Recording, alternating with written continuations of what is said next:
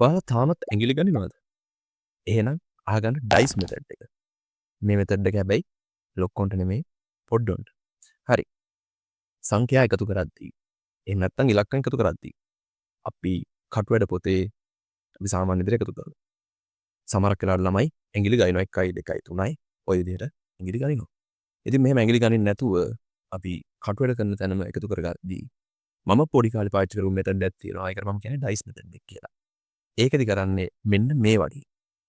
ධාතු කැටේ මූණ තේ හැඩයට තිත් සටහන් කරගන්නවා.